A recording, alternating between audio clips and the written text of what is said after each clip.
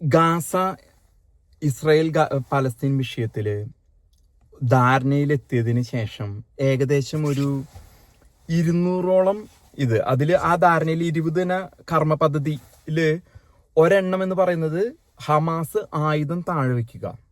അതിന് അവർ തയ്യാറാവാൻ കാരണം വെച്ചാൽ അവരുടെ പിന്തുണ മുഴുവനും പാകിസ്ഥാനും ഗൾഫ് രാജ്യങ്ങൾ പിന്നെ അവരുടെ കൂടെ ഇല്ല. ഖത്തർ മാറിയതിൽ ഖത്തർ മാത്രം അവരുടെ കൂടെ ഉണ്ടായിരുന്നുള്ളൂ.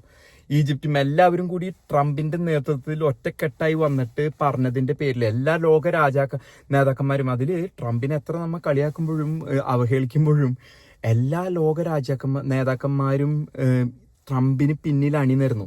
യൂറോപ്യൻ യൂണിയനിൽ മോദി അടക്കം ഒരു സന്ദേശം അയച്ചിരുന്നു, ഈ സമാധാന പ്രക്രിയക്ക് അദ്ദേഹം തയ്യാറാണെന്നും പറഞ്ഞിട്ട്.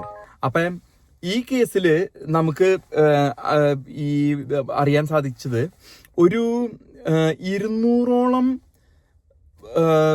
ഹമാസ് തീവ്രവാദികള് ഇപ്പൊ ഇതില് ഒരു ടണലിന്റെ ഉള്ളിൽ, ആ ടണലൊക്കെ കോൺക്രീറ്റ് വെച്ച് അടയ്ക്കാണ് നെതന്യാഹു അടച്ച് അവിടെ അപ്പൊ ഇവരെ ഈ 200ഓളം പോരുന്ന ഹമാസ് തീവ്രവാദികൾ കീഴടങ്ങാൻ തയ്യാറല്ല. അവസാനം അമേരിക്ക ഇടപെട്ട്, അതായത് ഇസ്രായേൽ സൈന്യം അവിടെ കാത്തുകയാണ് ഇവർ ടണലിൽ നിന്ന് പുറത്തു വരുന്നതും കാത്ത് നിൽക്കുന്ന അവര്. അപ്പൊ അവരെ ഒരാളെയും കൊല്ലുന്നത് ശരിയല്ല, അവര് ആയുധം താഴെ വെക്കാന്നായിരുന്നു അവര് ഒപ്പിട്ടത്. അപ്പൊ ഈ 200 ആൾക്കാർക്ക് മാത്രമേ പ്രശ്നമുള്ളൂ. അവര് റിക്രൂട്ട് ചെയ്തു, 7000ഓളം ആൾക്കാരെ റിക്രൂട്ട് ചെയ്തു ഹമാസിലേക്ക് വീണ്ടും. കാരണം ഇവരങ്ങോട്ട് പിൻവാങ്ങുമ്പോ അങ്ങോട്ട് കയറി പിടിക്കാന്നുള്ള രൂപത്തില്. പക്ഷേ ഇതില് ഇപ്പൊ വന്നിരിക്കുന്ന ഒരു വിഷയം എന്ന് പറഞ്ഞത്, ഈ 200 ആൾക്കാർ അമേരിക്കയുടെ നേതൃത്വത്തില് ഇവരെ ഒരു ആഫ്രിക്കൻ ദ്വീപിലേക്ക് കടത്താണ് ഇതായിട്ട്. അപ്പോൾ ഗാസയിൽ ഇനി ഇസ്രായേൽ ഒരു സമാധാനത്തിനും ഒരു തരത്തിലും ഒത്തുതീർപ്പിന് തയ്യാറല്ല. നെതന്യാഹു അവിടെ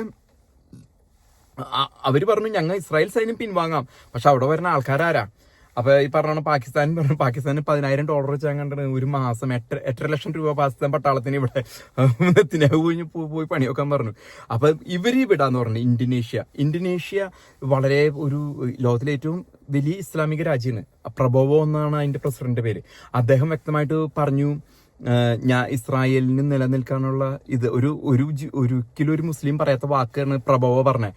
ഇസ്രായേലിന് നിലകൊള്ളാനുള്ള അവകാശമുണ്ട്, ഇസ്രായേലിന് വേണ്ടി ഞങ്ങൾ 2 കൂട്ടരും നിലനിൽക്കണമെന്നാണ് പ്രബോവ പോലെയുള്ള ഏറ്റവും കൂടുതൽ മുസ്ലിമുകളുള്ള രാജ്യത്തെ നേതാവ് പോലും പറഞ്ഞിരിക്കുന്നത്. ഒപ്പം ടർക്കിയിലെ എർഡോഗാൻ, അദ്ദേഹം പോലും കോംപ്രമൈസിന് തയ്യാറായിരിക്കുന്നു.